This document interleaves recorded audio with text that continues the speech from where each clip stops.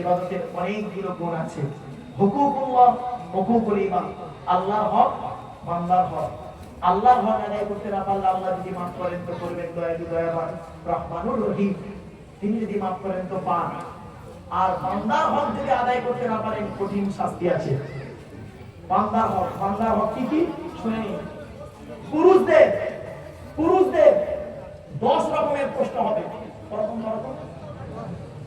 আপনাকে আমাকে কিয়ামতের মাঠে 10 রকমের প্রশ্নের উত্তর দিতে হবে। আপনাদের আমাকে 10 রকম কি কি শুনে নিন দয়া করে।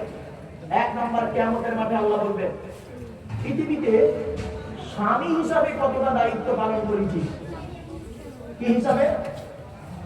স্বামী হিসাবে স্ত্রীর হক আদায় করেছিস? আল্লাহ নবী যেভাবে স্ত্রীদের সঙ্গে চলাফেরা করতে বলেছিল করেছিস? 2 নম্বর, পিতা হিসাবে দায়িত্ব পালন করেছিস? পিতা বাপ হয়েছিস? জন্ম দিলে বাপ হওয়া যায় না, পেটে পড়লে মা হওয়া যায় না। বাবা হতে গেলে অনেক দায়িত্ব আছে।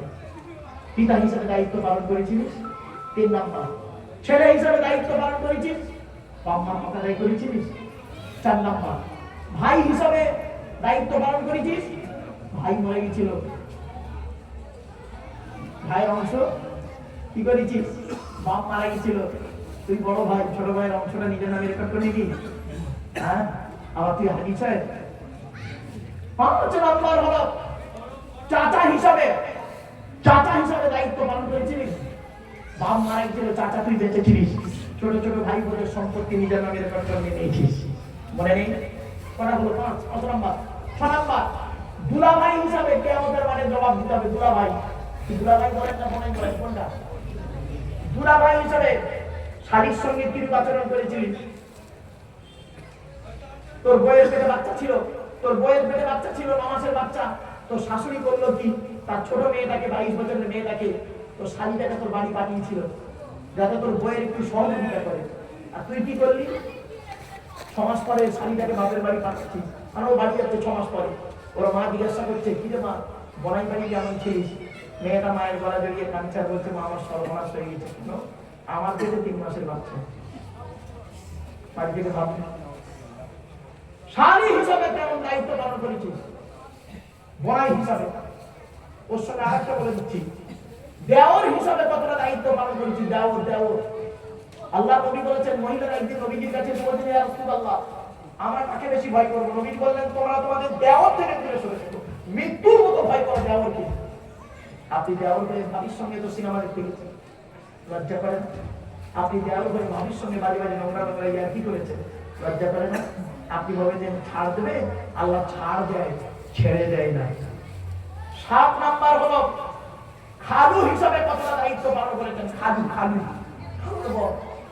সপ্তাহের ক জামাই বাবু হিসাবে কতটা দায়িত্ব পালন করেছেন? কুকুর বলতে কি বলেন? ফুবা কি বলেন? বলেন না বাবা, ফুবা বা জামাই বাবু, তাই তো? 8 নাম্বারটা খুব ইম্পর্টেন্ট। 8 নাম্বারটা মামা হিসাবে কতটা দায়িত্ব পালন করেছেন? মামা এখানে যারা মামা বসে আছেন, কিয়ামতের মাঠে আল্লাহ বলবেন, কি রে তোর বোনাইটা মারা গেল অ্যাক্সিডেন্টে, তোর বোনাই 2টো বাচ্চা ছিল, ঈদের সময় তুই তোর ছেলেদের জামা কাপড় কিনলি দামি দামি, আর বোনের বাচ্চা দুটো তো দেখলি না, তুই মামা? তোর মামা বলতেই ঘৃণা লাগে। কিয়ামতের মাঠে আজ তোকে ধরা হবে, তুই মামা হিসাবে দায়িত্ব পালন করিস নি। 9 নম্বর হলো দাদু হিসাবে কতটা দায়িত্ব পালন করেছেন? দাদু কি দাদু পালন করেছে? বাপের বাপ। এখানে অনেক দাদু বসে আছে, দাদু। কিয়ামতের মাঠে এই দাদুদের ধরবে। বাপের 4টে ছেলে, বড় ছেলেটা চাকরি করে, বড় ছেলেকে বেশি করে বিস্কুট কিনে দেয়, খাবার কিনে দেয়, আর ছোট ছেলেটা টোটো চালায়, গরিব, তার ছেলেকে তুই দেখিস নি। তুই দাদু, তোর নামাজ রোজা গ্রহণযোগ্য নয়, জান নয়। 10 নম্বর হলো নানা হিসাবে কতটা দায়িত্ব পালন করেছেন? নানা বাপের 4টে মেয়ে, তোর 4টে মেয়ে ছিল, বড় জামাইটা চাকরিওয়ালা ছিল, বড় জামাইটা ছেলে মেয়েকে খুব কদর করতিস না, আর মেয়েদের জামাইটা টোটো চালাতো, দর্জির কাজ করতো, বেচারা গরিব, তার ছেলে মেয়েদের দেখিস নি, তাই না? তুই নানা, তুই হাজি। কিয়ামতের মাঠে তোকে ধরা হবে।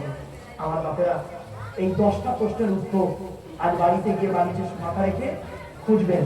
যদি এই 10টা উত্তর যদি আপনি সঠিক পেয়ে যান, বুকে হাত দিয়ে বলবেন সকালবেলা ইনশাআল্লাহ আমি জান্নাতি। বুকে হাত দিয়ে বলবেন। আর 10টা উত্তর যদি না পান, কাল থেকে চেষ্টা করবেন মরণ পর্যন্ত আল্লাহ কিয়ামতের মাঠে আমাকে কোন দিক দিয়ে ধরে ধরে, কোন দিক দিয়ে ধরে ধরে, মামা হিসাবে, চাচা হিসাবে, ভাই হিসাবে, দেওর হিসাবে, বোনাই হিসাবে কোন দিক দিয়ে ধরে রাখা যাবে। বাড়ি থেকে ভাবতে হবে, বাড়ি থেকে ভাবতে হবে। আল্লাহ নবীর কাছে একজন বুড়ো লোক এসছে, শুনে নিন। আল্লাহ নবীর কাছে একজন, ও বাবা এবার নিয়ে আসেন না, শোনে মানে আল্লাহ নবীর কাছে একজন বুড়ো লোক এসছে, বুড়ো বুড়ো মুরব্বী লোক, বুড়ো লোক এসে বলছে ইয়া রাসূলুল্লাহ, অনেকদিন বাঁচতে গেলে কি করতে হয়? একে বুড়ো, আমার মধ্যে অনেকদিন বাঁচবো। আল্লাহ নবী বললেন অনেকদিন বাঁচতে গেলে কি করতে হয়? যাক মাশাআল্লাহ, একবার তাকবীর দেন, নারে তাকবীর, নারে তাকবীর।